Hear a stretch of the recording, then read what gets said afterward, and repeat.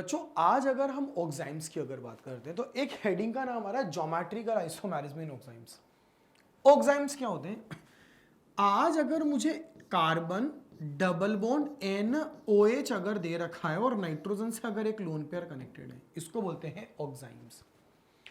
Oximes का identification क्या होता है? ऑक्साइम्स का आइडेंटिफिकेशन होता है मेरे carbon double bond nitrogen present होगा, कार्बन से 2 वैलेंसी फ्री होगी, नाइट्रोजन से एक OH कनेक्टेड होगा, एक लोन पेयर कनेक्टेड होगा, तो हम इसको क्या नाम देंगे? हम इसको ऑक्साइम्स नाम देंगे। अगर मेरे कार्बन से 2 वैलेंसी फ्री है और वो कार्बन डबल बॉन्डेड नाइट्रोजन से कनेक्टेड है, एक तरफ OH और एक तरफ लोन पेयर कनेक्टेड है, तो हम इसको क्या बोलते हैं? ऑक्साइम्स। एक्चुअली ऑक्साइम्स बनता कैसे है? अगर मुझे कोई भी कार्बोनाइल ग्रुप अगर दे रखा है, आपको पता है कार्बोनाइल ग्रुप का मतलब क्या होता है? आज अगर अपन कार्बोनाइल ग्रुप की अगर बात करें तो बच्चों कार्बोनाइल ग्रुप का मतलब क्या होता है? जैसे एल्डिहाइड या कीटोन, और मुझे कार्बोनाइल ग्रुप दे रखा है और अगर मैंने उस कार्बोनाइल ग्रुप की रिएक्शन अगर NH2OH के साथ करवाई, NH2OH का मतलब होता है हाइड्रोक्सिल अमाइन।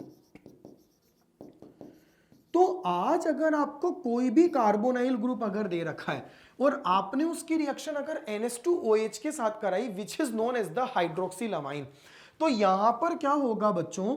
यहां से मेरा H2O निकल जाएगा और जैसे ही मेरा H2O यहां से एलिमिनेट हो जाएगा, H2O के एलिमिनेशन के बाद में जो बनने वाला कंपाउंड रहेगा that will be considered as the oxime. तो what is the identification of the oxime? Oxime are basically what? Oxime are basically carbon double bond nitrogen.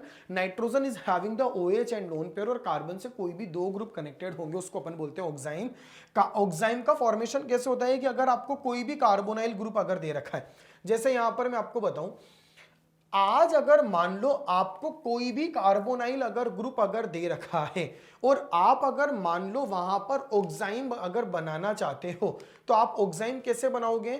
Oxime बनाने के लिए आपको कार्बोनाइल ग्रुप की रिएक्शन NH2OH के साथ करानी है। जैसे यहां पर मुझे एल्डिहाइड अगर दे रखा है, सॉरी, अगर मुझे एल्डिहाइड अगर दे रखा है और अगर मेरे को उस एल्डिहाइड की रिएक्शन किसके साथ कराने के लिए बोल दिया? NH2OH के साथ कराने के लिए बोला। अगर एल्डिहाइड की रिएक्शन NH2OH के साथ कराने के लिए अगर बोला, तो यहां से वाटर का मॉलिक्यूल एलिमिनेट होगा और जैसे ही वाटर का मॉलिक्यूल एलिमिनेट होगा तो ये मेरा मॉलिक्यूल इस प्रकार से कन्वर्ट हो जाएगा and it is known as what? ये मेरा क्या कहलाएगा? ये मेरा एल्डोक्साइम कहलाएगा। एल्डोक्साइम क्यों? क्योंकि मेरा जो ऑक्साइम बना है वो एल्डिहाइड से बना है। Since my oxime formed by the aldehyde is known as the aldoxime. अगर मेरा ऑक्साइम अगर कीटोन से मिलकर बना होता, यहां पर अगर मुझे कीटोन अगर दे देते और मैंने अगर उसकी रिएक्शन अगर NH2OH के साथ करवाई होती, कंसेप्ट आपका वही है, वही आपको वाटर के मॉलिक्यूल को निकालना है। तो यहां पर जो मेरा कंपाउंड बनेगा उसका नाम क्या होगा? That will be called as the ketoxime. मतलब पहले तो आपको एल्डोक्साइम और कीटोक्साइम का आइडेंटिफिकेशन आना चाहिए। ऑक्साइम क्या होता है? C double bond NOH are basically known as the oxime. अगर मेरे कार्बन डबल बॉन्ड नाइट्रोजन और OH अगर दे रखा है तो वो मेरा ऑक्साइम कहलाता है। मेरे ऑक्साइम से अगर क्या दे रखे हो, एक R और एक H अगर कनेक्टेड है तो वो मेरा एल्डोक्साइम कहलाएगा, और मेरे ऑक्साइम में अगर दोनों के दोनों अगर R कनेक्टेड हैं तो वो मेरा कीटोक्साइम कहलाता है। तो सबसे पहले तो आपको एल्डोक्साइम और कीटोक्साइम पहचान में आना चाहिए। अब एक बार आप इस लाइन को सुनना। एल्डोक्साइम क्या बोला? ये मेरा एल्डोक्साइम है, R एक तरफ H डबल बॉन्ड N और इधर आ जाएगा OH। इसको मैंने क्या नाम दे दिया? इसको मैंने नाम दे दिया एल्डोक्साइम। कीटोक्साइम क्या बोला? ये मेरा R इधर आ जाएगा, R इधर आ जाएगा डबल बॉन्ड, इधर आ जाएगा OH। इसको मैंने क्या नाम दे दिया? इसको मैंने नाम दे दिया कीटोक्साइम। फाइन। अब एक बार इस लाइन को सुनना। Only those oximes show geometrical isomerism. ये मेरा एल्डोक्साइम है और वो मेरा कीटोक्साइम है। मैंने क्या बोला, केवल और केवल वही ऑक्साइम ज्योमेट्रिकल आइसोमेरिज्म को शो करेंगे in which sp2 carbon have two different group. आज अगर मेरे sp2 कार्बन से अगर दो सिमिलर ग्रुप अगर कनेक्ट हो गए तो ऐसे केस में उनमें ज्योमेट्रिकल आइसोमेरिज्म नहीं होगा। आज अगर मेरा R और इधर वाला R को अगर मैं R डैश अगर मान लूं, ये मेरे ज्योमेट्रिकल आइसोमेरिज्म को शो कर सकता है, it can show the GI, लेकिन ये मेरा GI नहीं कर सकता। ओनली दोज, भाई सिंपल सी बात है, ये चीज तो हम लोगों ने डिस्कस कर भी रखा है ना कि अगर आप GI को रिप्रेजेंट करना चाहते हैं तो डबल बॉन्डेड कार्बन से दो डिफरेंट ग्रुप कनेक्टेड होना चाहिए। अगर मेरे डबल बॉन्डेड कार्बन से सेम ग्रुप अगर कनेक्टेड है, जैसे यहां पर सेम ग्रुप कनेक्टेड है, ये मेरे GI को शो नहीं करेगा। डबल बॉन्डेड कार्बन से अगर अलग अलग ग्रुप कनेक्टेड है, भाई एल्डोक्साइम में तो अलग अलग रहेंगे ही सही, यहां CH3 कनेक्टेड है, यहां H कनेक्टेड है, लेकिन अगर दोनों तरफ अगर H आ जाएगा वो मेरा GI नहीं करेगा। तो ध्यान रखना, सिमेट्रिकल वाला जो मेरा मोलिक्यूल है ना, वो सिमेट्रिकल ऑक्साइम कभी भी GI शो नहीं करता। GI को शो करने के लिए अनसिमेट्रिकल होना जरूरी है। Only those oxime show geometrical isomer where two similar group are connected, two different group are connected with the GI, वही मेरे GI को शो करेंगे। जैसे ये मेरा जो ग्रुप है इसको अपन ने नाम दे दिया एल्डिहाइड। एल्डिहाइड की रिएक्शन मैंने किसके साथ कराई, इसकी रिएक्शन मैंने करवाई हाइड्रोक्सिलमाइन के साथ। जैसे ही आपने इसकी रिएक्शन हाइड्रोक्सिलमाइन के साथ करवाई, आपने यहां से वाटर के मॉलिक्यूल को एलिमिनेट करा। अब आप डबल बॉन्डेड कार्बन से देखो क्या कनेक्टेड है, इधर C से एक H, इधर आ जाएगा मेरा CH3 और इधर आ जाएगा डबल बॉन्ड और इधर आ जाएगा मेरा OH। ये मेरा एल्डोक्साइम है। इस एल्डोक्साइम को हम क्या बोलेंगे, ये मेरा ज्योमेट्रिकल आइसोमेरिज्म को रिप्रेजेंट कर सकता है। अब देखना कैसे करेगा, सुनना। आज अगर बच्चों अपन एल्डोक्साइम की बात करें, देखो आज अगर अपन समझे ना, अभी तक हम लोगों ने ज्योमेट्रिकल आइसोमेरिज्म क्या पढ़ा, मैं आपको थोड़ा सा एक बार फ्लैशबैक में लेकर चलता हूं। अगर अपन सिस की अगर बात करते, सिस क्या था, हमने एक कार्बन डबल बॉन्डेड कार्बन, हमने एक डबल बॉन्डेड कार्बन से जुड़ने वाले ग्रुप को देखा, दूसरे डबल बॉन्डेड कार्बन से जुड़ने वाले ग्रुप को देखा। अगर वो सेम आ रहे थे तो हमने देखा वो एक तरफ आ रहे हैं, एक तरफ अगर आ रहे हैं तो सिस हुआ, अपोजिट में आ रहे हैं तो ट्रांस होगा। ऐसे ही करा। अगर अपन EZ की बात करें, EZ में मैंने क्या करा, एक डबल बॉन्डेड कार्बन से जुड़ने वाले हायर प्रायोरिटी को देखा, दूसरे डबल बॉन्ड से जुड़ने वाले हायर प्रायोरिटी को देखा, उनके ओरिएंटेशन को चेक करा, एक तरफ आ रहे हैं Z, अपोजिट आ रहे हैं E। बच्चों एल्डोक्साइम की अगर मैं बात करूं, देखो एल्डोक्साइम क्या होता है। आज अगर आप एल्डोक्साइम को अगर जस्टिफाई अगर करोगे तो ये मेरा R है, ये मेरा C है, ये मेरा H है, ये मेरा डबल बॉन्ड, इधर आ जाएगा OH और इधर आ जाएगा लोन पेयर। आप whenever you will see the aldoxime, तो आपको एक चीज पता है क्या फील होगा, एल्डोक्साइम में आपको यह फील होगा कि यार लोन, यहां पर अगर अपन देखें तो इकलौता R मेरा ऐसा है जिसकी वैल्यू चेंज हो सकती है, वरना H भी यहीं पर रहेगा, OH भी यहीं पर रहेगा। आप बोलोगे सर आप लोन पेयर को क्यों नहीं देख रहे हो, because bond pair gets the priority over the lone pair ना। तो मैं यहां पर क्या बोलूंगा कि हमारे एल्डोक्साइम को अगर देखूं तो बस केवल value of R can be changed here, otherwise H भी हमेशा यहीं पर रहेगा, OH भी हमेशा यहीं पर रहेगा। हर चीज आपके अगर यहीं पर अगर रहेगी तो बस आपको H और OH को पैरामीटर मानना है। If H and OH are same side, आज अगर मेरे H और OH अगर सेम साइड में अगर हैं तो उसको हमको क्या मानना है, H और OH अगर सेम साइड में होंगे तो they will be considered as a syn. जैसे यहां पर H और OH अपोजिट है, एक काम करता हूं मैं इसको अपोजिट लिख देता हूं। If H and OH are the opposite side, तो आज अगर आपके H और OH क्या है, अगर H और OH अपोजिट साइड में है तो यहां पर ये मेरा क्या माना जाएगा, एंटी माना जाएगा। H OH एक तरफ होंगे वो मेरा सिन माना जाएगा। जैसे देखो ये आपका H और OH एक तरफ आ रहे, आपने सिन बोला, H और OH अपोजिट आ रहे, आपने एंटी बोला, हमने H और OH को क्यों देखा उसका भी रीजन समझना। अरे भाई, आपको ज्योमेट्रिकल आइसोमेरिज्म में किन्हीं दो ग्रुप को पैरामीटर मानते हुए अपने आंसर को जज करना होता है ना। आज अगर आप किन्हीं भी दो ग्रुप को अगर पैरामीटर मानते हुए अगर अपने आंसर को अगर जज करते हो, तो मैंने आपसे यही तो चीज बोली कि यहां पर H और OH को आपको देखना है, क्योंकि वो हमेशा एल्डोक्साइम में प्रेजेंट रहेंगे। यहां पर केवल R की वैल्यू चेंज हो सकती है। आपने R की वैल्यू CS3 कर दी, अगले वाले में R की जगह PH कर दिया, वी अपन को तो देखना ही नहीं है, हमको तो we don't see the H CS3 and PH, what we will see only H and OH। अगर मेरे H और OH एक तरफ आ रहे हैं, they will be known as the sin. H और OH अपोजिट आ रहे हैं, they will be known as the anti. On behalf of that you can find out the sin और anti. तो एल्डोक्साइम में क्या होगा, एल्डोक्साइम में तो I know very well always H will be there, OH will be there. So according to the orientation of the H और OH you have to comment कि मेरा मोलिक्यूल sin है कि एंटी है। लेकिन कीटोक्साइम की अगर अपन बात करें तो कीटोक्साइम क्या होता है, कीटोक्साइम में इधर भी कोई चेन आएगी, इधर भी कार्बन का कोई ग्रुप आएगा, इधर आपका OH रहेगा और इधर आपका लोन पेयर रहेगा। अब मैंने क्या बोला, एक डबल बॉन्डेड एटम से जुड़ने वाले ग्रुप को भी देखना है, दूसरे से भी जुड़ने वाले ग्रुप को देखना है।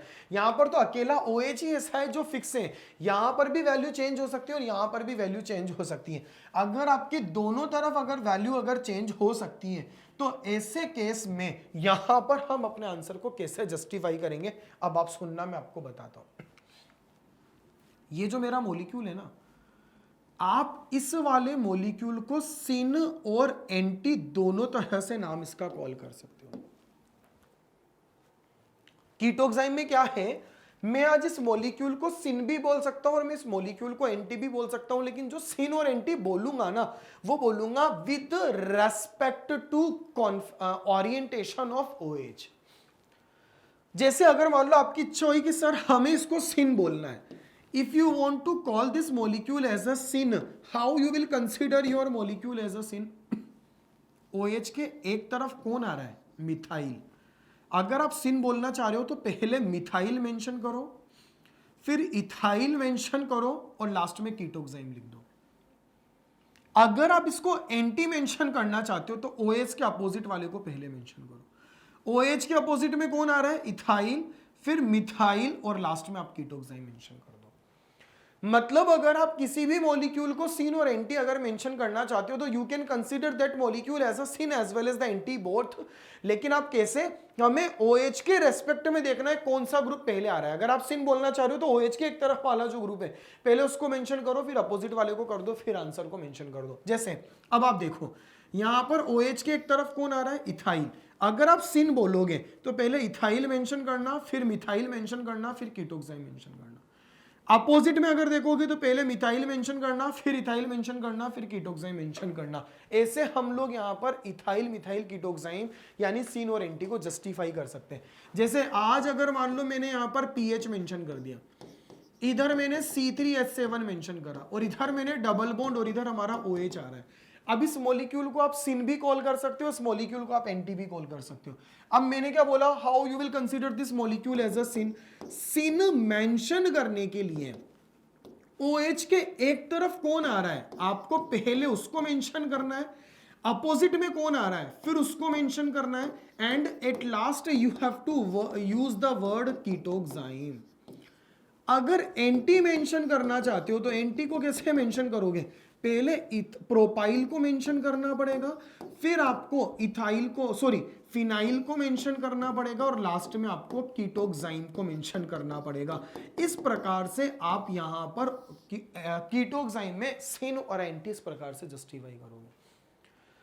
तो यहां पर अगर आपको कभी भी कीटोक्साइम अगर दे देना तो कीटोक्साइम को तो मैं सिन भी बोल सकता हूं और एंटी भी बोल सकता हूं। वो डिफरेंशिएशन जो हम शो करेंगे ना, that differentiation is done according to what, according to the orientation of OH। जो OH के एक तरफ आएगा हम उसको पहले मेंशन करेंगे, जो बाद में आएगा हम उसको बाद में मेंशन करेंगे। अब जैसे आज अगर मान लो मैंने आपको ये वाला सवाल दे दिया, अब अगर मान लो मैंने अगर आज आपसे पूछा कि चलो बताओ बच्चों, आज आप इसको सिन और एंटी की फॉर्म में कैसे जस्टिफाई करोगे। if this question is given to you, if this example is given to you and you want to identify कि मैं इस मॉलिक्यूल को सीन और एंटी की फॉर्म में कैसे जस्टिफाई करूंगा, आज मैं आपसे बोलता हूं चलो बच्चों बताओ ये वाला मेरा मॉलिक्यूल सीन होगा कि एंटी होगा, how you will justify your answer as a syn और एंटी। अब पता है इस वाले मॉलिक्यूल में जीआई हो ही नहीं सकता,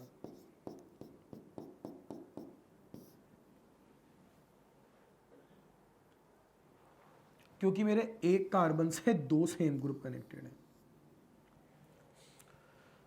अगर मेरे एक कार्बन से अगर दो सेम ग्रुप अगर कनेक्टेड है तो ऐसे वाले मेरे मॉलिक्यूल जीआई शो कर ही नहीं सकते। ये तो मेरा पहला लाइन था ना भाई, वह ऑक्साइन ज्योमेट्रिकल आइसोमेरिज्म को रिप्रेजेंट करेंगे जहां पर डबल बॉन्डेड कार्बन से दो सिमिलर ग्रुप अगर कनेक्टेड है तो वो नहीं कर सकते, अलग अलग होंगे तो ही आप जीआई करोगे। ये तो मेरा सिमेट्रिकल कीटोक्साइम है, और आज अगर ये मेरा सिमेट्रिकल कीटोक्साइम है तो इसमें तो जीआई होने का सवाल ही पैदा नहीं होता। तो आज आप यहां पर साफ बोल दोगे हम इसमें जीआई नहीं कर सकते। अब एक यहां पर कंपाउंड आता है एजो। एजो मॉलिक्यूल्स क्या होते हैं? एजो ग्रुप जो होता है ना वो होता है एन डबल बॉन्ड एन, इधर भी एक लोन पेयर होगा और उधर भी एक लोन पेयर होगा। यहां पर both nitrogen atom having the one lone pair here, इसके पास भी एक लोन पेयर है, इसके पास भी एक लोन पेयर है। अब देखना मेरी बात को सुनना, इसको बोलते हैं एजो ग्रुप। आज अगर मैं इसको अगर एजो ग्रुप अगर नाम दूंगा तो आपने अगर मान लो जैसे यहां पर कभी भी जीआई देखा, अब एजो में पता है क्या होता है, इस नाइट्रोजन से कोई भी ग्रुप कनेक्टेड हो सकता है, उधर भी कोई भी ग्रुप कनेक्टेड हो सकता है। भाई अगर आप देखोगे ये मेरा यहां पर CH3 कनेक्टेड है, हो सकता है दूसरे वाले नाइट्रोजन से C2H5 कनेक्टेड हो जाए, ऐसा भी हो सकता है सेम कनेक्टेड हो, यहां पर पीएच है इधर भी पीएच है, लेकिन कह नहीं सकते ना कि भाई सेम होगा कि अपोजिट होगा, सॉरी सिमिलर ग्रुप होगा कि डिफरेंट ग्रुप होगा। वी कैन से भाई आप बता थोड़ी ना सकते हो, सेम भी आ सकता है अपोजिट भी आ सकता है, लेकिन आपके नाइट्रोजन पर लोन पेयर हमेशा अवेलेबल रहेगा। अगर मेरे नाइट्रोजन पर लोन पेयर अगर हमेशा अवेलेबल रहेगा तो यहां पर अगर मेरे दोनों के दोनों लोन पेयर एक तरफ अगर कनेक्टेड होंगे तो हम उनको क्या नाम देंगे? They will be considered as the syn, हम उसको सिन नाम देंगे। और अगर कब सिन नाम कब दोगे? If both lone pair are same side. आज अगर आपके दोनों के दोनों लोन पेयर अगर सेम साइड में अगर आ रहे हैं तो they will be considered as a syn. और अगर दोनों लोन पेयर अगर अपोजिट डायरेक्शन में अगर आ रहे हैं they will be considered as a anti. Anti कब होगा? If both lone pair are opposite to each other, अगर वो मेरे एक दूसरे के अपोजिट में अगर होंगे तो वो मेरे क्या कहलाएंगे? वो मेरे एंटी फॉर्म कहलाएंगे। तो कभी भी अगर आपको सीन और एंटी को अगर जस्टिफाई अगर करना है तो सीन और एंटी को जस्टिफाई करने के लिए दिस इज द वे, आप उसके भी आप पर एजो यहां पर निकाल सकते हो। तो हम लोगों ने कितने में जीआई पढ़ा? एल्कीन में सबसे पहले मैंने आपको सीसो ट्रांस पढ़ाया था, फिर मैंने उसी एल्कीन में आपको इजेड आइडेंटिफाई करना सिखाया, फिर उसके बाद मैंने आप लोगों को सीन एंटी के अंदर ऑक्साइम्स के अंदर सीन एंटी बताया और एजो कंपाउंड्स के अंदर सीन एंटी बताया। तो एजो मॉलिक्यूल में आप सीन एंटी किस प्रकार से बताओगे वो मैंने आपको बताया। अब मेरे अगले टॉपिक का नाम है ज्योमेट्रिकल आइसोमेरिज्म इन साइक्लोअल्केन्स। एक बात को सुनना बच्चों, जैसे ये मेरा मीथेन का मॉलिक्यूल है आज अगर हम बात करें यहां पर ये मेरा कार्बन है बच्चों, आज अगर अपन मीथेन के मॉलिक्यूल को अगर देखें तो आपके मन में कभी भी मीथेन अगर आप देखोगे तो मीथेन देखने के बाद आपके मन में क्या थॉट क्रिएट होगा कि यहां पर अगर अपन मीथेन अगर देखें तो मेरे मीथेन में तो कार्बन से 4 ग्रुप कनेक्टेड है, ये वाला जो कार्बन है ये तो sp3 हाइब्रिडाइज्ड है और sp3 हाइब्रिडाइजेशन में तो बॉन्ड एंगल 109.28 मिनट होता है। आपको तो क्या फील हो रहा है सब जगह 90-90 है? नहीं, यह एक्चुअली 2 डायमेंशनल रिप्रेजेंटेशन है। ये मेरे मीथेन का टू डायमेंशनल रिप्रेजेंटेशन है। This is the 2D form of the methane. इसका नाम होता है फिशर प्रोजेक्शन फॉर्मूला। असली में अगर हम कभी भी देखें तो असली में आपका मीथेन कभी भी ऐसा नजर नहीं आता। If you want to identify the methane here, methane का एक्चुअल ज्योमेट्री पता है कैसे होती है? एक कार्बन है, उससे 2 हाइड्रोजन एक प्लेन में कनेक्टेड होंगे, और जो रिमेनिंग 2 हाइड्रोजन होंगे, one will be the outside of the plane, another is the inside of the plane. मैंने क्या बोला? एक कार्बन है, उस कार्बन से एक बॉन्ड ऊपर की तरफ होगा, एक बॉन्ड नीचे की तरफ होगा विद इन द प्लेन, मतलब like this to my fingers, ऐसे बोर्ड पर होंगे, एक ऊपर की तरफ, एक मेरा ऐसे की तरफ, और ये मेरा 109.28 मिनट का एंगल होगा। अब जो बचे हुए 2 हैं, उनमें से एक ग्रुप ऐसे बाहर की तरफ होगा और दूसरा ग्रुप मेरे ऐसे अंदर की तरफ होगा।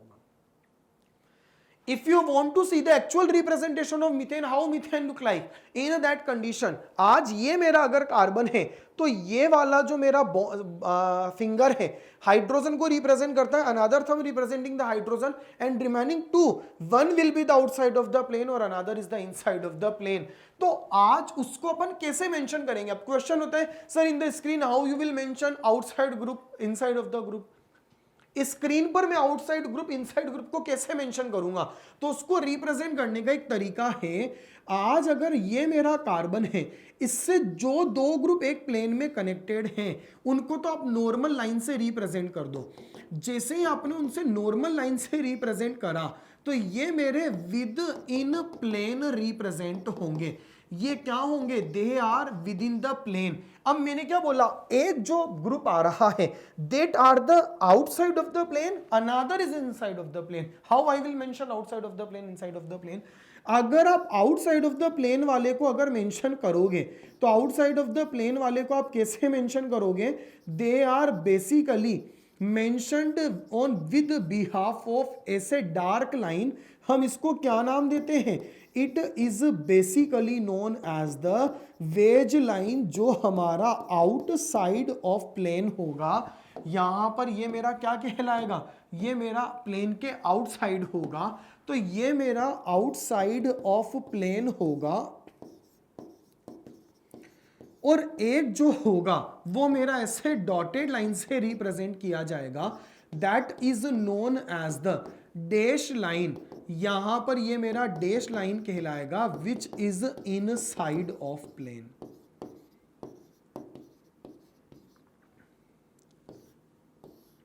मतलब ये जो बॉन्ड है ना, it is towards the viewer और वो जो बॉन्ड है that is the away from the viewer, और ये जो है they are in the same plane.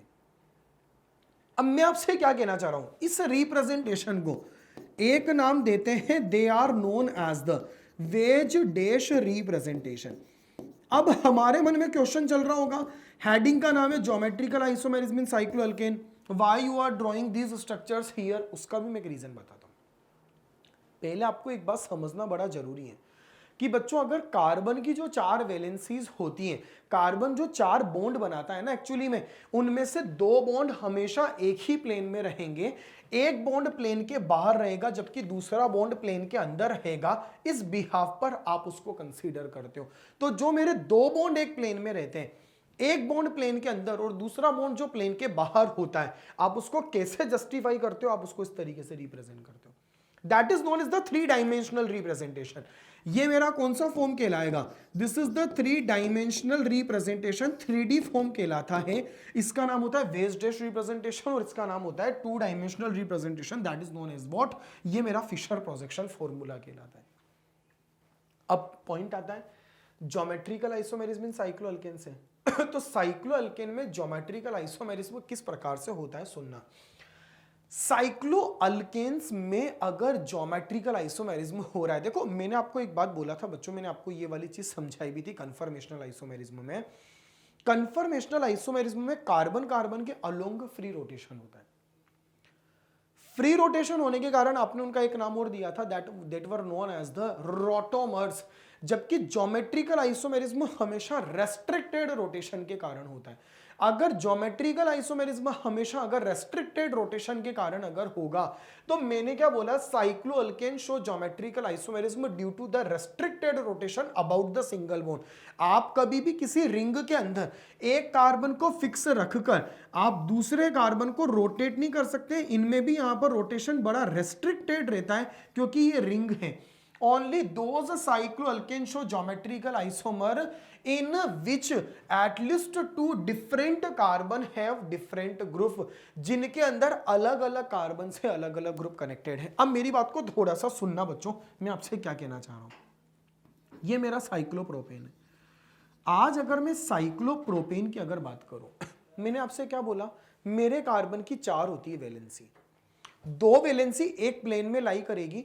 अगर 2 वैलेंसी अगर एक प्लेन में लाई करेगी तो remaining 2 valency, in the remaining 2 valency 1 valency will be the outside of the plane, another valency will be the inside of the plane. आज आप cyclopropane अगर ड्रॉ करना चाहते हैं ना, suppose this is your cyclopropane here. आज अगर आप साइक्लोप्रोपेन अगर ड्रॉ करेंगे, जैसे यहां पर ये वाला पॉइंट कार्बन को इंडिकेट करता है, तो ये वाला मेरा हैंड और ये जो पेन है ये दोनों एक प्लेन में है। इस कार्बन से ये मेरा हाथ और ये मेरा पेन एक प्लेन में, और ये दोनों हाथ भी मेरे एक प्लेन में, जब जाकर मैं साइक्लोप्रोपेन बना पाया। इनमें से एक को भी अगर मैं प्लेन के बाहर कर दूंगा ना, तो माई रिंग विल ब्रेक। तो यहां पर ये वाले इस कार्बन ने जो ये 2 बॉन्ड बना रखे हैं, they are in the same plane. इस कार्बन ने जो ये 2 बॉन्ड बना रखे हैं, they are in the same plane. Similarly इस कार्बन ने जो 2 बॉन्ड बना रखे हैं, they are in the same plane. अब क्या होगा, अब इस कार्बन के बचे हुए बॉन्ड कहां रहेंगे, एक प्लेन के बाहर और एक प्लेन के अंदर। अब सपोज करो इससे मैंने एक क्लोरीन कनेक्ट कर दिया बाहर की तरफ, इस कार्बन से अगर मान लो जैसे मैंने क्लोरीन कनेक्ट कर दिया बाहर की तरफ, और मेरा H कनेक्ट कर दिया मैंने अंदर की तरफ। इधर भी अगर अपन देखें तो मैंने क्लोरीन को यहां पर कनेक्ट कर दिया बाहर की तरफ। अगर अपन यहां पर अगर देखें तो मैंने क्लोरीन को कनेक्ट कर दिया कहां, बाहर की साइड। और अगर मैंने हाइड्रोजन को कनेक्ट कर दिया इनसाइड ऑफ द प्लेन। अब आप ऐसा फील नहीं कर पा रहे हो, 2 similar group are the same side of the plane. मेरे दोनों क्लोरीन बाहर की तरफ आ रहे हैं। अगर मेरे दोनों क्लोरीन अगर बाहर की तरफ आ रहे, they will be known as the cis. और अगर मान लो कि मैंने अगर उसी साइक्लोप्रोपेन में अगर इस क्लोरीन को मैंने बाहर की तरफ अगर ड्रॉ करा, और दूसरे वाले क्लोरीन को अगर मैंने इनसाइड ऑफ द प्लेन अगर ड्रॉ करा, तो आपको ऐसा नहीं लगता these 2 chlorine are the opposite of each other, तो ये मेरा ट्रांसफॉर्म कहलाएगा। तो ये लाइन क्या कहती है, only those cycloalkane show geometrical isomers in which at least 2 different group. देखो ये भी मेरा डिफरेंट है और ये एटलीस्ट 2 डिफरेंट ग्रुप, कम से भी कम 2 तो अलग होने ही चाहिए ना, सेम नहीं होना चाहिए कार्बन पर। इन विच 2 डिफरेंट ग्रुप्स,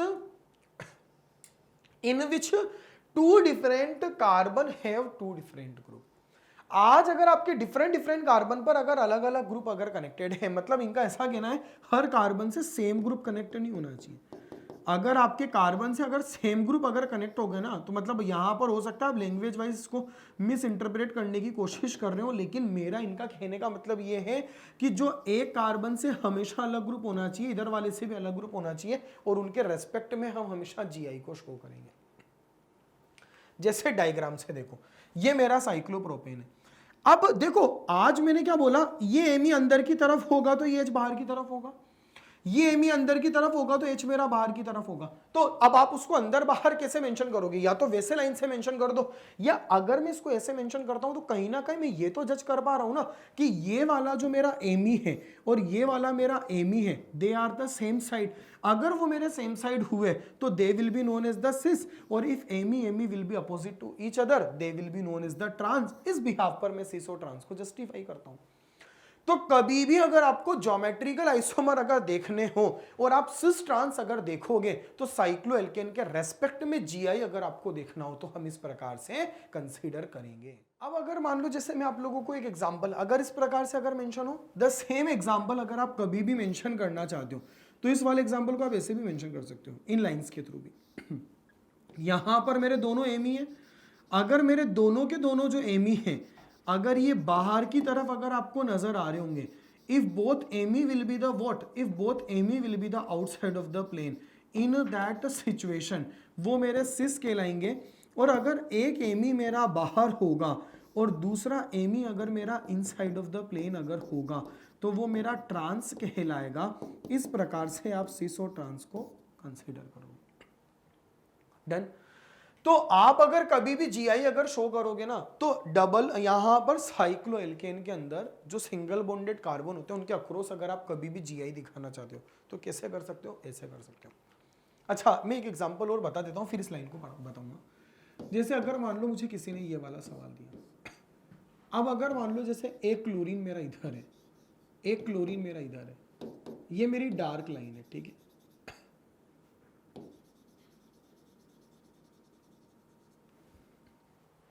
फाइन। और एक कंपाउंड मुझे ये दे रखा है,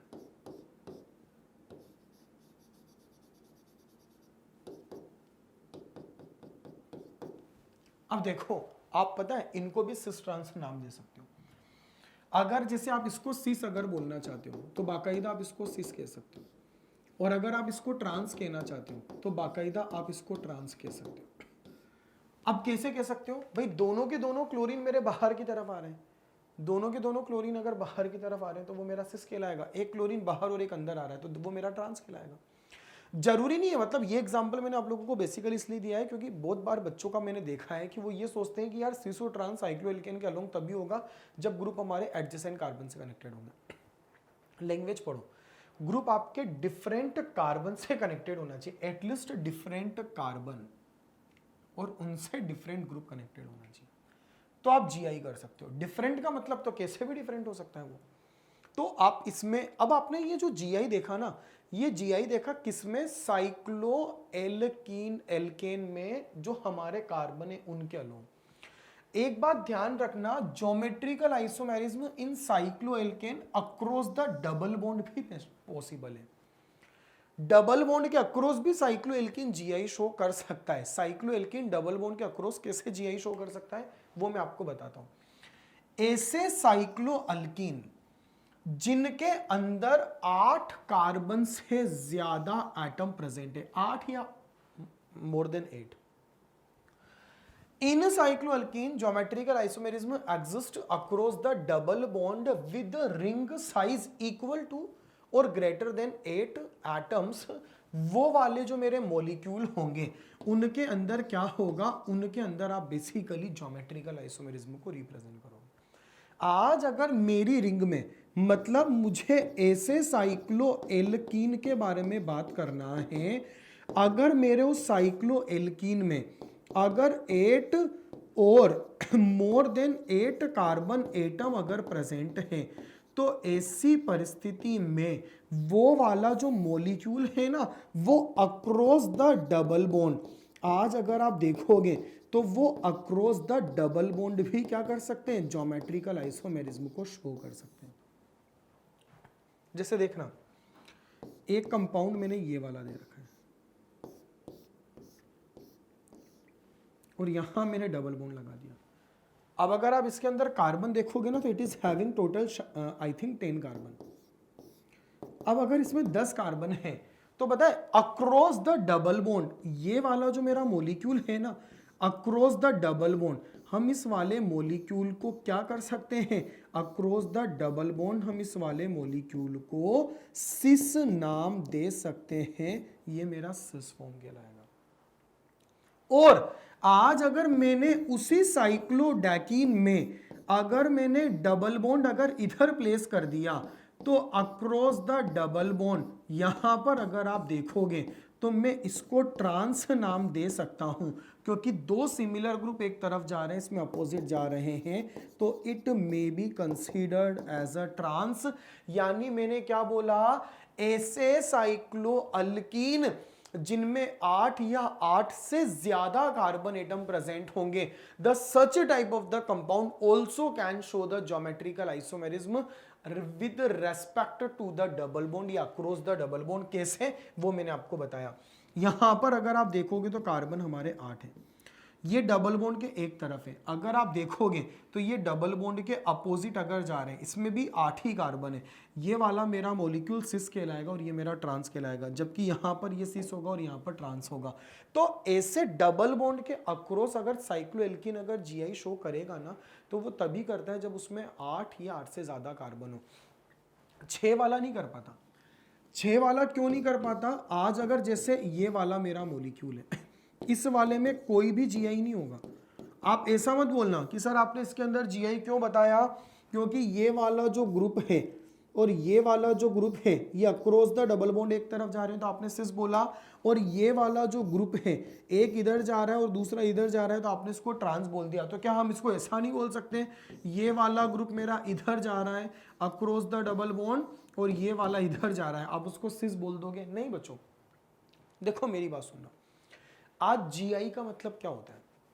आज जीआई का मतलब होता है कि उस मॉलिक्यूल के एक से ज्यादा अरेंजमेंट पॉसिबल होते हैं तो जीआई बोलते हैं। मतलब अगर कोई सिस है तो उसको उसका ट्रांस भी पॉसिबल है। आज अगर मान लो आपने डबल बॉन्ड इधर लगाया और यहां पर अगर आपने डबल बॉन्ड इधर लगाया तो एक सिस बन रहा है और एक ट्रांस बन रहा है, सेम मॉलिक्यूल है।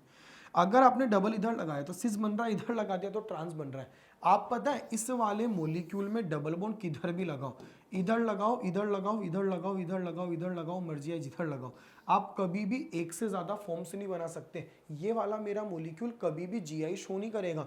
जीआई अगर आप शो करवाना चाहते हो तो जीआई कब शो होगा? जीआई तभी शो होगा जब तुम्हारे मॉलिक्यूल्स में क्या प्रेजेंट होगा? 8 या 8 से ज्यादा कार्बन प्रेजेंट होंगे, तो वो across the double bond GI show करेगा। क्यों across the double bond GI show करेगा? क्योंकि उसके एक से ज्यादा एंगल स्ट्रेन के कारण वो एक से ज्यादा फॉर्म्स में एग्जिस्ट करता है। यहां पर इतना ज्यादा एंगल स्ट्रेन नहीं है तो ये एक से ज्यादा फॉर्म में एग्जिस्ट नहीं करेगा। इनमें एंगल स्ट्रेन बहुत ज्यादा होता है तो एक से ज्यादा फॉर्म में एग्जिस्ट करेंगे। इसलिए साइक्लो अल्किन्स जो होते हैं ना वो with respect to the double bond भी जीआई शो करेंगे, लेकिन वही cycloalkene with respect to the double bond GI show करेंगे जिनमें 8 ही 8 से ज्यादा कार्बन। एक टर्मिनोलॉजी आता है बच्चों, स्टीरियो सेंटर्स। स्टीरियो सेंटर का मतलब क्या होता है? अ एटम और bond across which stereo isomerism exist. कोई भी ऐसा एटम या कोई भी ऐसा बॉन्ड जिसके अक्रॉस स्टीरियो आइसोमेरिज्म हो रहा हो। अब स्टीरियो आइसोमेरिज्म तो हमारे ऑप्टिकल भी आता है स्टीरियो में और ज्योमेट्रिकल भी आता है। कन्फर्मर को हम बेसिकली अवॉइड कर रहे हैं अभी, क्योंकि वो तो सिंगल बॉन्ड के अलोंग होना ही है। ऐसा कोई भी एटम या ऐसा कोई भी बॉन्ड जिसके अक्रॉस अगर आपको लगता है कि स्टीरियो आइसोमेरिज्म हो सकता है, हम बस उसी को क्या नाम देंगे? उसी को अपन ने स्टीरियो सेंटर नाम दे दिया। जैसे देखो आज अगर अपन देखें तो यहां पर अगर आप देखो ये वाला जो एटम है कार्बन डबल बॉन्ड कार्बन, आप देखो इसके अलोंग आप सिस ट्रांस को देख पा रहे हो। शुरू में ये क्या है? ट्रांस है, बाद में ये क्या बन गया? सिस बन गया। ऐसे केस में अगर आप देखोगे तो इस एटम के अलोंग और इस एटम के अलोंग आप लोग यहाँ पर जीआई देख पा रहे हो ना। अगर आप इस एटम के अलोंग और इस एटम के अलोंग अगर आप लोग जीआई देख पा रहे हो ना, तो बस हम लोग इसको नाम दे देंगे, ये मेरा स्टीरियो सेंटर कहलाएगा, ये भी मेरा स्टीरियो सेंटर कहलाएगा। तो अगर किसी भी एटम या किसी बॉन्ड के अक्रॉस अगर आप कभी भी जीआई अगर कर पा रहे हो, जैसे आज अगर अपन देखें ये वाला कार्बन और ये वाला कार्बन दोनों यहाँ पर जीआई शो करेंगे दोनों के रेस्पेक्ट में। अगर आपने यहाँ पर देखा तो ये सिस है और यहाँ पर ट्रांस हो जाएगा, तो बस ये मेरे स्टीरियो सेंटर्स कहलाएंगे। These compounds which are not mirror image of each other are known as the diastereomers. These compounds which are non superimposable mirror image of each other are known as the enantiomers. हालांकि ये वाला जो topic है ये हम लोग अभी आगे ऑप्टिकल आइसोमेरिज्म में भी पढ़ेंगे। इनका ऐसा कहना है बच्चों कि अगर मान लो जैसे ये मेरे क्लोरीन है, इन्होंने डाइस्टीरियोमर मेंशन क्यों करा? क्योंकि इन्होंने इसके नीचे डाइस्टीरियोमर्स लिख रखा था। डाइस्टीरियोमर्स का मतलब क्या होता है?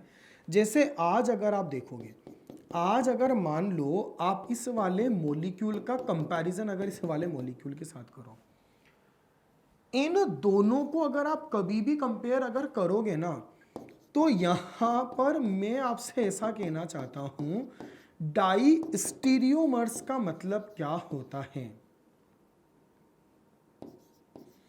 ऐसे कंपाउंड जो एक दूसरे के मिरर इमेज हों, ओ सॉरी, ऐसे कंपाउंड जो ना तो एक दूसरे के मिरर इमेज हों और ना ही एक दूसरे के ऊपर अगर सुपर इम्पोज अगर हुए, तो ऐसी परिस्थिति में वो मेरे क्या कहलाते हैं, डायस्टीरियोमर्स कहलाते हैं। जैसे आज अगर ये मेरा सिस है और आज अगर ये मेरा ट्रांस है, तो यार बच्चों पता है सिस की मिरर इमेज कभी जिंदगी में ट्रांस नहीं हो सकती। मतलब आज आप इस मॉलिक्यूल में कहीं पर भी मिरर को प्लेस कर दो, चाहे यहां कर दो, यहां कर दो, यहां कर दो, यहां कर दो, आज अगर मेरे दोनों क्लोरीन एक साइड है ना, तो इनकी मिरर इमेज कभी भी अपोजिट में नहीं आ सकती। मतलब आज जैसे अगर मान लो सपोज करो मैं दोनों हाथों को अगर ऐसा रख दूं और मेरे सामने अगर मैं मिरर अगर रख दूं, तो मेरे दोनों हाथ इमेज में कैसे आएंगे, इस डायरेक्शन में आ जाएंगे, पीछे की तरफ आएंगे। ऐसा तो कभी नहीं हो सकता ना कि मेरे दोनों हाथ ऐसे हों। मैंने सामने अगर मिरर रखा तो एक हाथ आगे आ रहा है और दूसरा हाथ पीछे हो रहा है, ऐसा कभी भी नहीं हो सकता ना। आज अगर आप कभी भी यहां पर क्या करोगे, मिरर अगर रख दोगे ना, कहीं पर भी प्लेस करो आप अपने मिरर को, अगर आप अपने मिरर को चाहे आप यहां पर प्लेस कर दो, चाहे आप इधर प्लेस कर दो, चाहे आप इधर प्लेस कर दो, चाहे आप इधर प्लेस कर दो, ये दोनों क्लोरीन एक तरफ ही रहेंगे, ये कभी भी एक दूसरे के अपोजिट नहीं जा सकते। तो ये ना तो एक दूसरे के मिरर इमेज हो, नहीं सुपर इंपोजेबल है। इसका मतलब एक को उठाकर अगर दूसरे पर रखूंगा तो वो सुपर इंपोज नहीं होगा, सेम ग्रुप के पीछे सेम नहीं आएगा, तो उसको अपन बोलते हैं नॉट सुपर इंपोजेबल। तो these compound which are not mirror image of each other, not superimposable each other, जो मिरर इमेज नहीं होगा वो तो सुपर इंपोज हो ही नहीं सकता, उनको तो बोलते हैं डायस्टीरियोमर। और एक टर्मिनोलॉजी हमारी आगे आएगी ऑप्टिकल में जिसका नाम होता है एनेंटियोमर्स। ऐसे कंपाउंड जो एक दूसरे के मिरर इमेज तो हो लेकिन सुपर इंपोज ना हो, उनको बोलते हैं एनेंटियोमर्स। जो ना तो मिरर इमेज ना सुपर इंपोज, डायस्टीरियोमर्स। लेकिन ऐसे कंपाउंड जो एक दूसरे के मिरर इमेज हो बट नॉट सुपर इंपोजेबल, लेकिन वो सुपर इंपोजेबल नहीं हो, तो ऐसी परिस्थिति में उनको हम क्या बोलेंगे, उनको हम बोलते हैं इनेंशियोमर्स। तो आज आपको ध्यान रखना है जो सिस और ट्रांस जो होते हैं ना, ये एक दूसरे के लिए डायस्टीरियोमर्स कहा जाते हैं, ये मेरे डायस्टीरियोमर्स कहलाते हैं। जैसे ये वाला मॉलिक्यूल है, आप अगर इसका इसके साथ कंपैरिजन करोगे, यहां पर आपने मिरर रख रखा है तो इसकी इमेज बिल्कुल ऐसी बन रही है, लेकिन अगर एक को उठाकर अगर आप दूसरे पर रखोगे, सेम के पीछे सेम नहीं जाएगा, ये मेरे इनेंशियोमर्स कहलाते हैं। तो ये दोनों एक दूसरे के मिरर इमेज है लेकिन सुपर इंपोज नहीं हो रहे, और जब ना तो मिरर इमेज हो ना सुपर इंपोज हो, उसको हम क्या बोलते हैं, वो हमारे डायस्टीरियोमर्स कहलाते हैं। अब एक इसके अंदर एक लास्ट टॉपिक आता है, calculation of number of geometrical isomer. इस टॉपिक का बेसिकली मतलब क्या होता है, जैसे मैं आपसे एक बात बोलता हूं, आज अगर मान लो मेरे को किसी ने ये वाला कंपाउंड अगर दे दिया और अगर मान लो मेरे से अगर किसी ने ये वाली चीज अगर बोली, क्या यह मॉलिक्यूल जीआई शो करेगा, तो आप बोलोगे हाँ करेगा। अब अगर आपसे कोई बोले बताओ इस मॉलिक्यूल के कितने ज्योमेट्रिकल आइसोमर बन सकते हैं, इसके दो ही ओरिएंटेशन बन सकते हैं, या तो आपके दोनों के दोनों CH3 एक तरफ आ जाए, या दोनों के दोनों CH3 अपोजिट डायरेक्शन में आ जाए। अब आप इनका नाम भले से कुछ भी बोल दो, चाहे आप इनको सिस बोल दो, चाहे आप इनको ट्रांस बोल दो, चाहे ई बोल दो, चाहे जेड बोल दो, मर्जी आए आप वो बोल दो, लेकिन ओरिएंटेशन की अगर अपन बात करेंगे तो इस मॉलिक्यूल में दो ही ओरिएंटेशन पॉसिबल है। तो इस मॉलिक्यूल के अगर अपन देखें total number of geometrical isomer, तो इस मॉलिक्यूल के कुल कितने ज्योमेट्रिकल आइसोमर बनेंगे, ऑफ कोर्स 2। पॉइंट पता है क्या है, अगर सपोज करो मेरे मॉलिक्यूल में अगर गलती से 2 से ज्यादा डबल बॉन्ड हुए, तो एक से भाई एक डबल बॉन्ड अगर है तो आपने रैपिडली रेस्पॉन्ड कर दिया कि सर एक डबल बॉन्ड है, ये जीआई शो करेगा, total number of geometrical isomer 2 बनेंगे, एक बनेगा सिस और एक बनेगा ट्रांस, आपने फटाक से इसको रेस्पॉन्ड कर दिया। लेकिन अगर मेरे मॉलिक्यूल में अगर बच्चों 2 से ज्यादा डबल बॉन्ड है, जैसे अगर मान लो मैंने यहाँ पर अगर आपसे बोला कि मुझे एक कंपाउंड ऐसा दे रखा है CH3 CS double bond, CS single bond, CS double bond, CS single bond, CS double bond, CS single bond, CS double bond, CS2 CS3।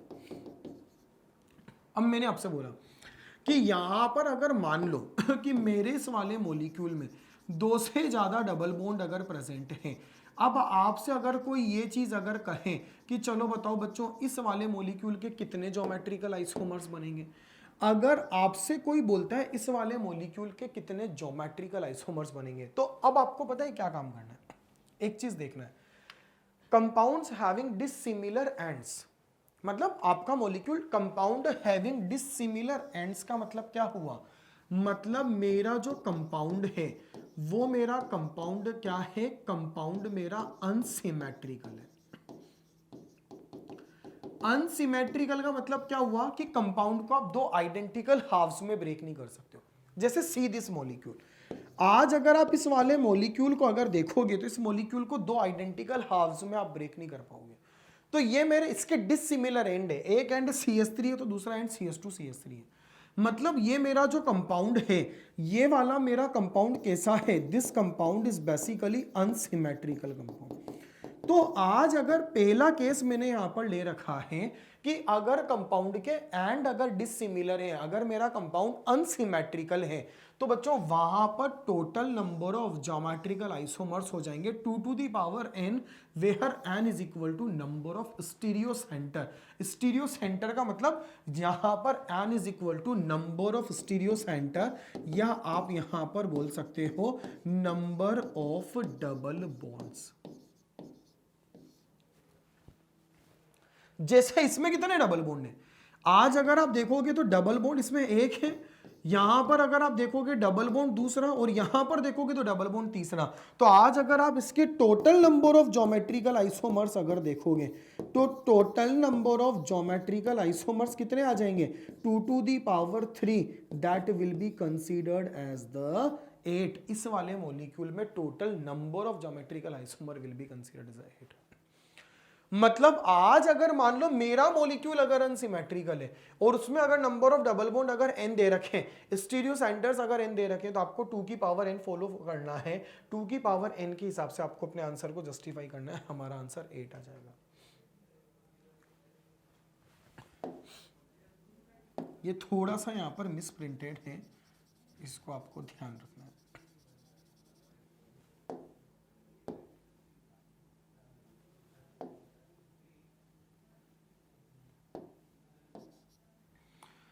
ये वाला एग्जांपल है। आज अगर आप देखोगे तो इसके अंदर कितने डबल बॉन्ड हैं, एक डबल बॉन्ड ये रहा, एक डबल बॉन्ड ये रहा। अगर डबल बॉन्ड अगर दो हैं तो ज्योमेट्रिकल आइसोमर्स कितने हो जाएंगे, ज्योमेट्रिकल आइसोमर्स हो जाएंगे 2 की power 2, that will be the 4, क्योंकि इसके एंड जो है वो डिसिमिलर है। आपका एक एंड CH3 है और दूसरा एंड C2H5।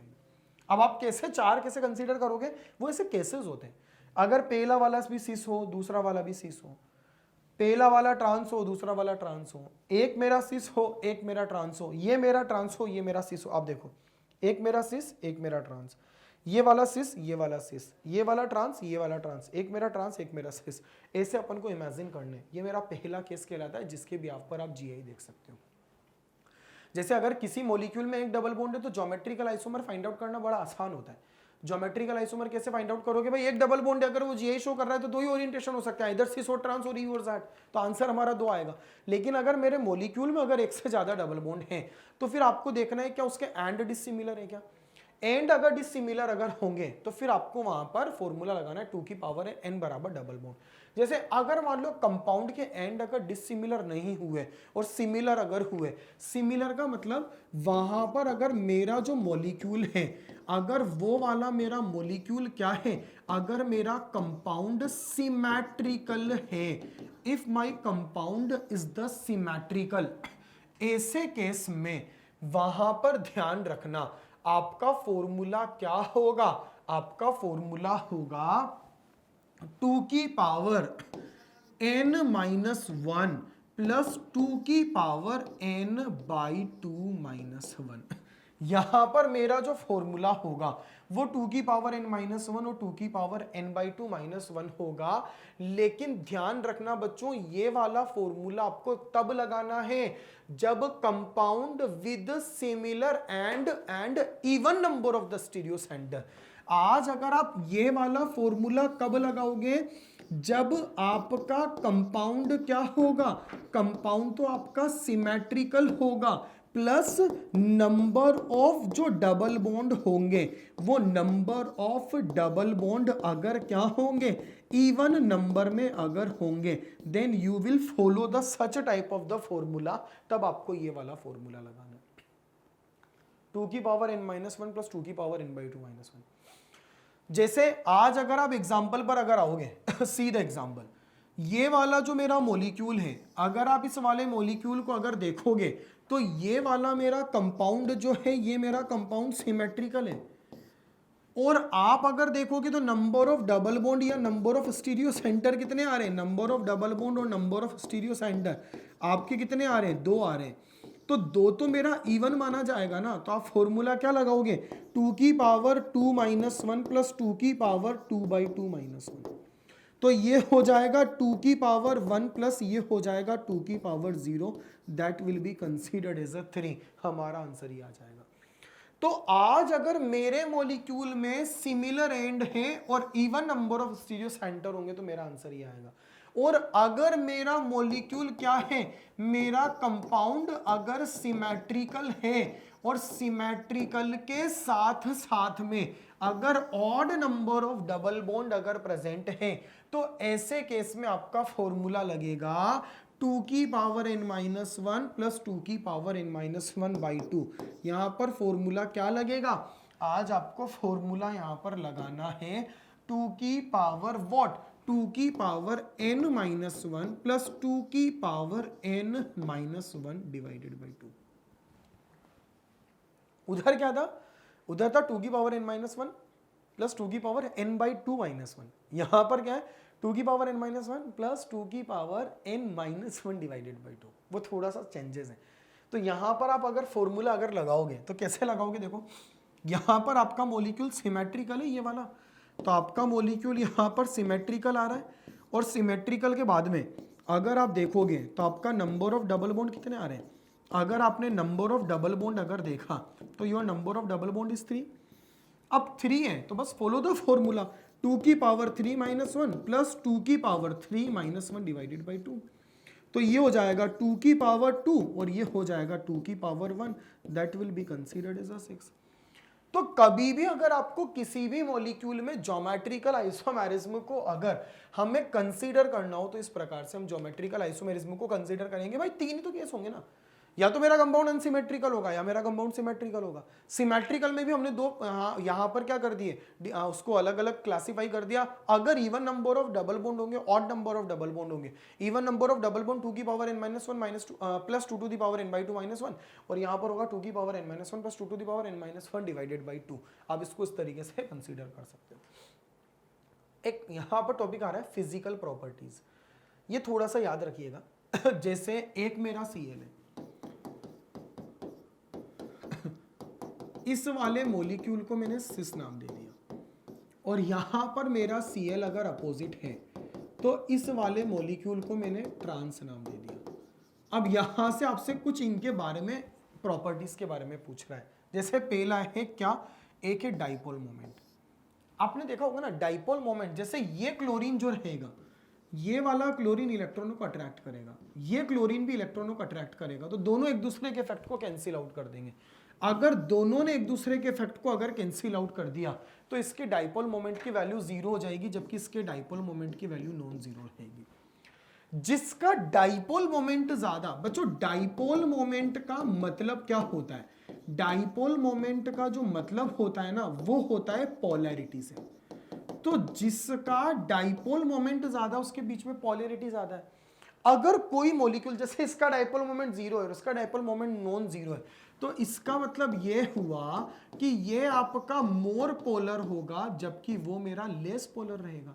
तो ये अगर मेरा मोर पोलर अगर हुआ मतलब इसकी पोलैरिटी ज्यादा है। अब जो ज्यादा पोलर मॉलिक्यूल रहेगा, आज अगर मान लो कोई बहुत पोलर है, चार्जेस क्रिएट हो रहे हैं, तो पोलर वाले के बीच में तो अट्रैक्शन ज्यादा ही रहेगा ना भाई। तो पोलर वाले में अगर अट्रैक्शन ज्यादा रहेगा तो अट्रैक्शन को ब्रेक करने के लिए ज्यादा एनर्जी लगेगी, ज्यादा एनर्जी लगेगी तो बॉइलिंग पॉइंट का वैल्यू भी यहां पर क्या हो जाएगा, सिंपल ज्यादा हो जाना है। तो अगर बॉइलिंग पॉइंट का वैल्यू भी अगर ज्यादा हो जाएगा तो यहां पर इसका जो बॉइलिंग पॉइंट रहेगा वो ट्रांस से ज्यादा होगा। अगर सोल्युबिलिटी बात करें वाटर के अंदर, जो आपने सुना होगा लाइक डिसोल्व्स लाइक, जो ज्यादा पोलर रहेगा वो ज्यादा सोल्यूबल रहेगा। तो पोलैरिटी किसकी ज्यादा है, सिस की। पोलैरिटी ज्यादा है तो उसके अंदर सिस का बॉइलिंग पॉइंट जो रहेगा वो ट्रांस से ज्यादा रहेगा। मेल्टिंग पॉइंट क्रिस्टल लैटिस से चलता है। ट्रांस वाले का क्रिस्टल लेटिस ज्यादा कॉम्पैक्ट होता है सिस के कंपैरिजन में, तो ट्रांस का मेल्टिंग पॉइंट ज्यादा रहेगा। और स्टेबिलिटी की अगर अपन बात करें ट्रांस की ज्यादा होगी। ट्रांस की स्टेबिलिटी ज्यादा क्यों होती है? ट्रांस में दो सिमिलर ग्रुप एक दूसरे के अपोजिट होते हैं तो रिपल्शन कम होता है, जबकि सिस में दो सिमिलर ग्रुप एक तरफ होने के कारण रिपल्शन ज्यादा रहेगा। तो रिपल्सिव फोर्सेस स्टेबिलिटी को डाउन कर देंगे, जबकि वो मेरा कंपेरेटिवली मोर स्टेबल रहेगा। तो ये मेरे कुछ फिजिकल प्रॉपर्टीज हैं जो सिस और ट्रांस के बीच में कंपेयर की जाती है। इसी के भी आप पर इनका कुछ एक्सप्लेनेशन भी दे रखा है, वही बात मैंने आपको बताई है कि cis isomers has resultant dipole moment while in trans isomer dipole moment cancel out, वही मैंने आपको बताई। Molecule having the higher dipole moment, इसकी वजह से higher boiling point due to the large intermolecular attraction forces, जिसका पॉलरिटी ज्यादा होगी वो वाटर में ज्यादा सोल्यूबल होगा। More symmetric isomer have higher boiling point due to the better packing in crystalline lattice. Trans isomer have more symmetrical than the cis, and the molecule having the more van der Waal strain are less stable. cis में क्या होता है, बल्कि group closure होते हैं तो उनके अंदर स्ट्रेन ज्यादा होगा, रिपल्शन ज्यादा होगा, उसकी वजह से हमारे मोलिक्यूल का बॉइलिंग पॉइंट। आप इस प्रकार से फिजिकल प्रॉपर्टीज को कंसीडर करेंगे और यहाँ पर हम लोगों ने ज्योमेट्रिकल आइसोमरिज्म की प्रॉपर्टीज को भी कंसीडर करा।